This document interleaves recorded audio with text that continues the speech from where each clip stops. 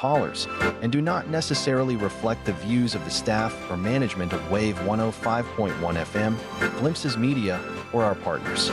We strive to provide quality, respectful, and engaging content, and we welcome you to participate in the conversation. Thank you for tuning in to Wave 105.1 FM. Enjoy the show.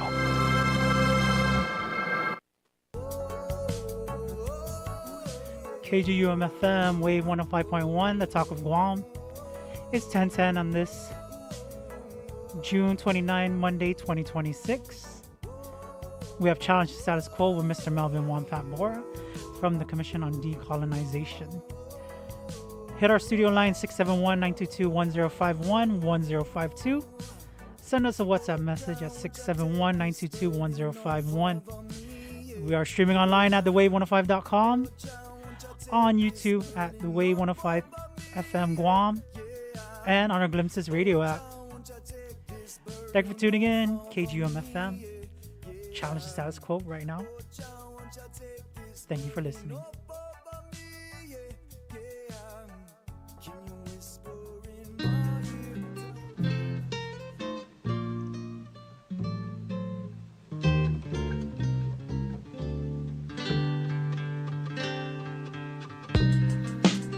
Right, Hafadan, welcome back to Challenge the Status Quo. My name is Melvin WonPat Borja, and we are here with you on it was a bright sunny Monday morning, and then it started dumping on my way in here. Like halfway up, it turned into monsoon weather. Yeah, I forgot to tell Dice your bike, because she rides a bike, and I was like, hey, just letting you know your bike got rained on it. Put some trash bag or something on it. Yep. We went to the to attend the site dedication ceremony for the new hospital, and I knew already. Like, the weather was nice, but I knew it was gonna be hot, either super hot, uncomfortable hot, or super wet and rainy. And if we're lucky, we'll get both. I was telling my homie John Leon Guerrero, who works over at PBS and is also an awesome musician. Okay. My man. Anyway, John, I always run into John when he's working PBS events. And that's exactly what I told him. I was like, man, we're either going to get super sunburn out here, or we're going to rain down. And if we're lucky, we'll get both. And this dude was over here. He's like, I got my dry fit shirt and my waterproof jacket. I'm ready for all things. Yeah. He's one of the few people that was ready for it all. Oh, yeah, I trust he has the camera, right? Yep. Yeah, he has to worry about the camera. Worry about the camera and all the equipment. Oh, man, it's tough. Tough gig. Shout out to all the video guys out there and all the audio techs, the unsung heroes of the event, you know? Yeah. Nobody cares about the sound guy until their sound sucks. That's just the truth of it. That's why I always make it a point to like be cool with the sound guy, go say what's up, introduce myself, let them know what I'm going to do. So that they're cool about it, and they're like, they don't care about anybody's sound, but hey, that guy was nice to me, I'm going to make it sound good. Right. Yeah. Thanks to all the soundmen and sound women out there who do the thing and keep us sounding great. And that's Yuli right now. Yuli is totally our sound guy right now. Is making sure that we sound okay. Make Melvin sound as best as possible. Yes. Even though it's a hard gig because I got a weird voice. And you just got to deal with it. Thanks, Yuli. Thanks for holding us down. But yeah, the event was there was a lot of people there, and it was nice because I thought that obviously the hospital issue is contentious. And I get it. It's contentious for a number of really valid reasons. And, that's just what it is in a democracy, right? It's what it's supposed to be in a democracy. It's like we're not supposed to always agree. It's inevitable that we'll disagree, but there's a process for it, and we invest in it. I think the biggest thing for me is that everybody got a chance to fight. You know what I mean? And there's no shortage of fighting over the hospital issue. The different people had a different perspective. Obviously, like, I think the two kind of major figures in this were the governor and the AG. And I mean, talk about political theater. You can't really get more exciting than like governor versus AG. Who will win out? Right. And this is a different AG, right? Because we no longer appoint, the governor no longer appoints the AG. We elect our AG, which personally, guys, I got to say, I have always disagreed with that. And I understand why we did it, because at that time there were, there were accusations that the governor, because the governor appointed the AG, that the governor had too much influence over the AG. And they didn't want that in the event that the AG needs to challenge the administration, right? And so now it's an elected position. But the reason why I disagreed with it is because in my very, limited U.S. history knowledge from high school, my teacher, shout out to rest in power, Mr. Bermudez, but my high school teacher always made it very clear about the purpose of a 3-branch system and why there's a 3-branch system, and that the 3-branch system is all about checks and balances. Yes. Right. That's why the judiciary is not an elected position. And it was built that way because they didn't want judges to be influenced by an election. They didn't want them to be, oh, well, I don't like the way you ruled on this case with my family, so we're not voting for you this time, and you're no longer a judge. And so that also used to be the AG, right? The AG was not an elected position. It was appointed by the governor. And granted, like, to be fair, there were some issues and accusations and things that people in the community were concerned about that were directly related to the AG's office, or the AG being a governor appointment. And so I get it. It's tough. It's quite the pickle.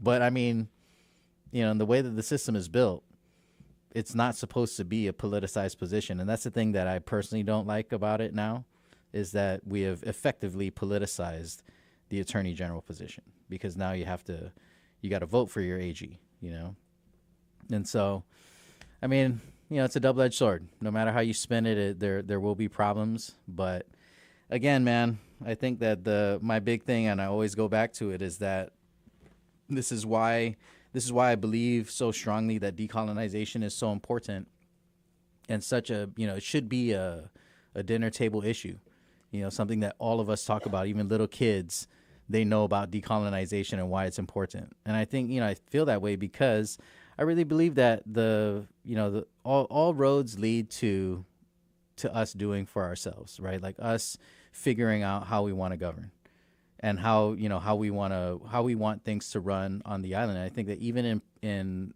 the pockets of our community that that really have really believe in the American government model, right? The 3-branch democracy, representative democracy model. I think that even in that way, right, like even states have the autonomy, authority, sovereignty to do it their own way in their own state. And I think that that's even, even if you are of the school of thought that, okay, we've studied all the world systems of government and we still like the American system of democracy the best.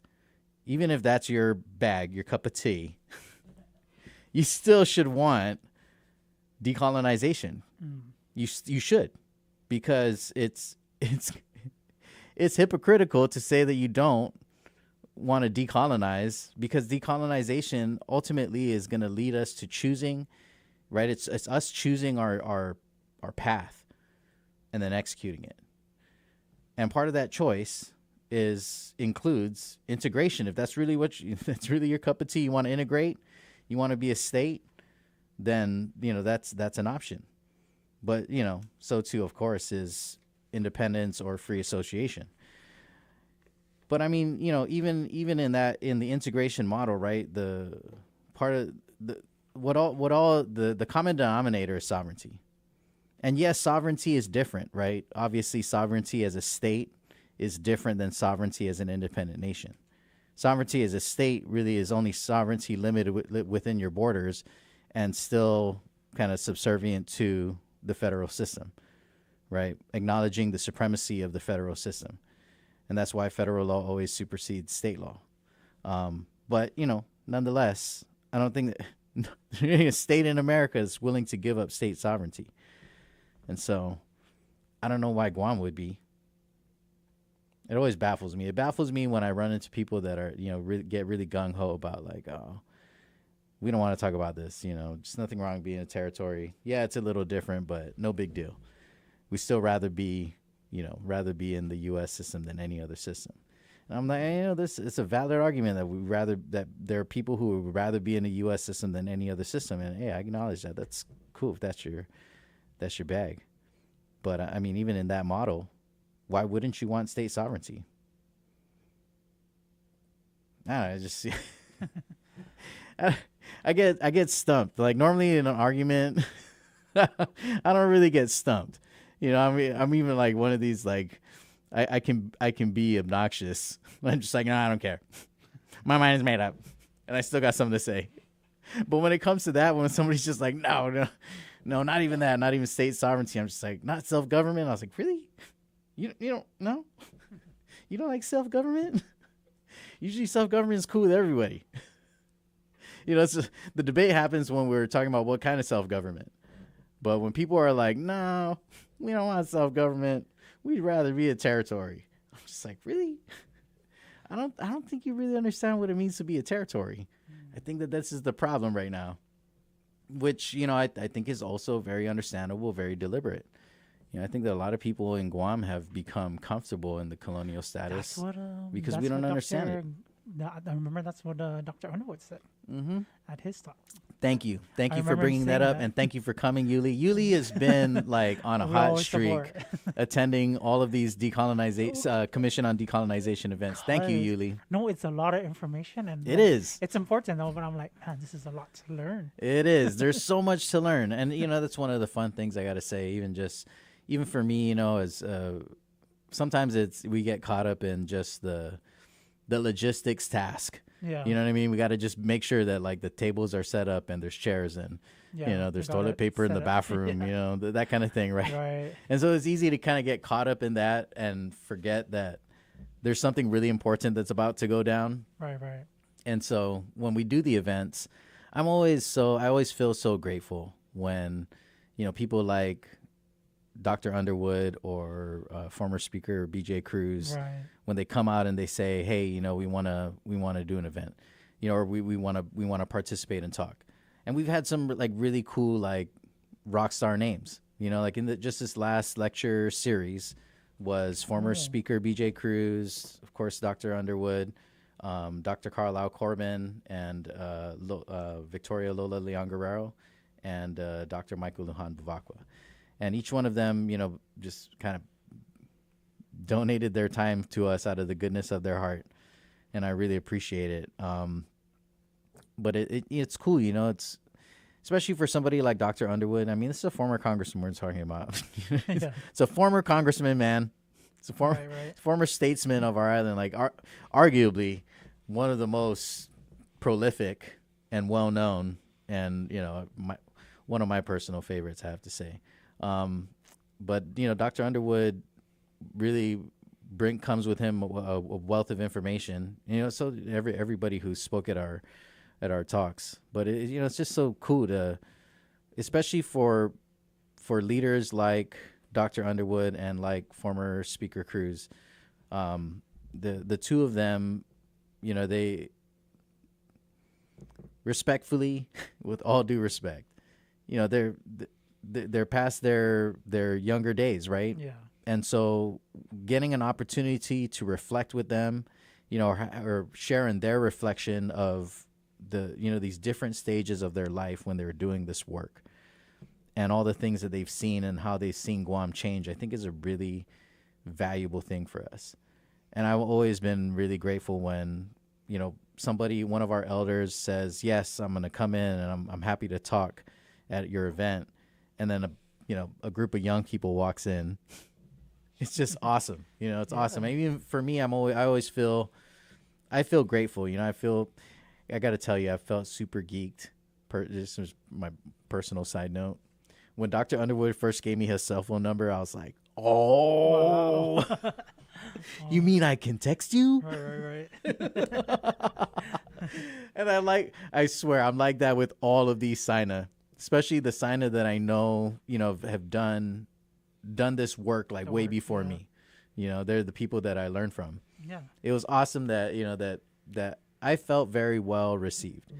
When I'm not the type that thinks that like I know everything. You know what I mean? Like, I've been doing this work for a long time, but when I applied for the position and I won it, I didn't, I didn't want to assume that, like, just because I've been studying this and I've been doing a lot of work in this, that I just know how to do everything, right? And so before I started at the Commission on Decolonization, I was still teaching at Southern High School, and we get out at like 2:40. Bell rings at 2:45, and so teachers supposed to stick around for like 30 minutes or something like that. I don't know, whatever. But like, I like set all my stuff up, right? So everything is ready to go. And I'm like over there with my backpack with the kids at the door waiting for the bell to ring. Right when the bell rings, I'm like in my truck. I'm like, I'm gonna beat these buses out. I got to get out of here. Because I was trying to go and connect. Every day I would go and meet with somebody who I thought would be able to kind of teach me, and mentor me and help me to prepare for my first day on the gig. And, Dr. Underwood was one of those people that I called, former Senator Hope Cristobal, former Director Leland Bettis. There are a lot of people, even former Governor Joseph Adat, like, gave me a moment of his time, and I was so grateful. And it was just awesome to see that, these elders were very willing to make time for me. And I'm sure they got way more better things to do than to, like, talk to yet another executive director of the Commission on Decolonization. Like, oh my God, we're still doing this. Why are we still doing this? You're another one. Oh, great. And so, I had no expectation of any of them wanting to meet with me and talk to me, but I feel very grateful that so many people have embraced me and really, taking the time to educate me. And it's nice. And it's also been very, very motivating in the sense that, we get a lot of flack. You've seen it, Yuli. We even get our love letters sent here and calls, angry calls to the station. There's a lot of people who really don't like us and don't like what we're all about. Right. And that's, that just comes with the unincorporated territory, man. That's just part of the business. But I think that it's also, very motivating knowing that, there's a lot of our elders that have invested time and energy and good faith in me and in us and our team, right? So we can't not show up and do our best, It's just like every day, that's what it is. We show up every day and we're just like, all right, here we go. Let's do the thing, Right. Just give it our best shot. But it's been very gratifying. And I was just telling Paulie outside that I'm just so grateful that we got the show, and thanks of course to our friends over at Glimpses who, rolled the dice on us. And really, I got to give props where props are due. Glimpses has done a great job at making community programming like a feature of the station, right? I mean, yeah, of course you got the rock. You can't do it without the rock stars like Paulie and Patty, right? I mean, if you don't get the heavy hitters, then you can't, us amateurs, we can't hold up the whole station, man. We're just like a sideshow. But it's cool because our sideshow is like once a week. Yeah. And it's awesome to be able to come on the radio and, talk shop about decolonization and, self-government, self-determination for Guam weekly. It's great. When we tried to do this under when the station was under previous ownership. We won't call out anybody, but you know what I'm talking about. But yeah, we couldn't pull it off because at the time management wanted us to. They would only do it if we were going to buy the airtime, and there's just no way. Like, shoot, man, our budget is pretty modest, and so we're not a big organization, and so we're not going to get a lot of funding like some of these other orgs. So we just gotta public school it. That's thank goodness that was like the bulk of my work experience was in the public school, because if there's one thing I know, it's how to stretch a penny. That's true. How to ball on a budget. What were you teaching? History? I was teaching creative writing at Southern High School. Okay. Yeah, so it's a very very different world that I live in now than I did back then. I helped Southern High School build the creative writing program. Wow. Yeah, and so I pretty much took over the whole thing. That was a nice thing. Doing the work to get it onto the schedule. To get it there. Yeah, to get it Okay. available for students to take meant that, and I got to give props to my division head, my division chair. My division chair or department chair, sorry, you know, all the teacher subject areas have their own like leader, right? Oh, that's true. Like history has their own department chair. Yeah. And that's the one who represents each when they make the decisions for like all the history classes or all the science classes or all the math classes. And so all the English classes, my department chair was Strel de Vera. If you're out there listening, Strel, you're the best and I love you.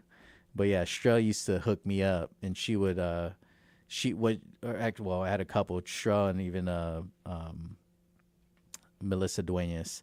They each agreed that when I put my classes out, that nobody would take my line from me.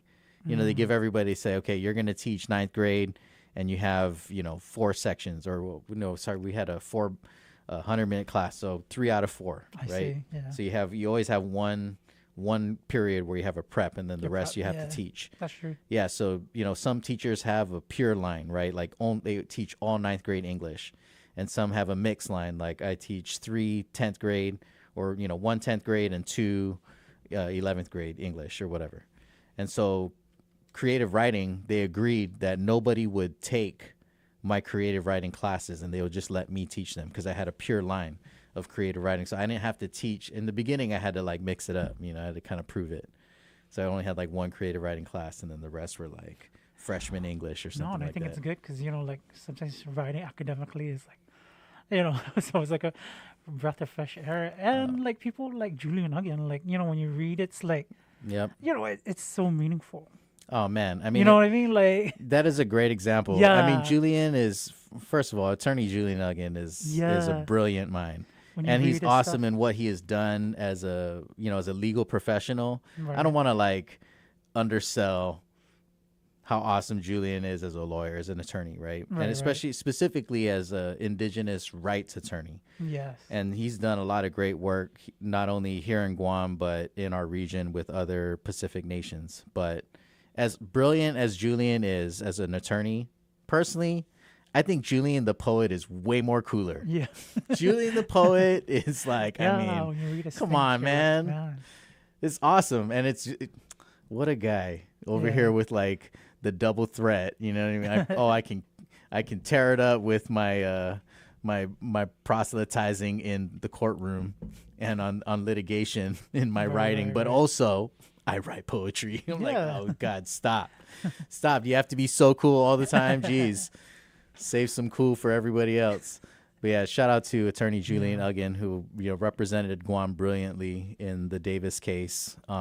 Despite that not going our way, I encourage you to read that and look at the transcripts. I mean, come on, man. Julian Uggan made me cry in the courtroom.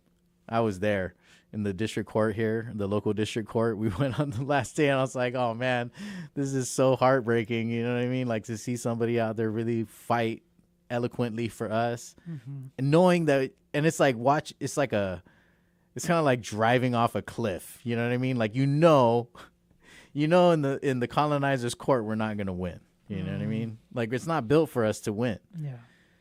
Which I think is just so that I think is the problematic part. Like I always kind of get bent out of shape. Even I thought Speaker Cruz said this really well at our lecture, his lecture that he did at the exhibit. He had talked about how a lot of people will say, oh, the Congress has already authorized a constitution, and you guys need to go and do a constitution. Why, if you're really serious about this, you would do a constitution. And he made a great point that in American history, that's not how they did it. The Americans didn't get permission from the British to draft a constitution. And then the caveat that the Brits were going to ratify that constitution, right? First, they claimed their independence, and then they wrote their constitution. And so why would we do it any opposite? Why would we precede our decolonization or changing our status with a constitution. And I think that it's hypocritical in the way that they put it out there, right? That our Constitution would have to be ratified by the U.S. Congress, which would make sense if we were drafting a state constitution. If we had already self-determined and we chose statehood, then yeah, that makes sense. Then we got to draft a constitution that needs to be ratified by Congress, right?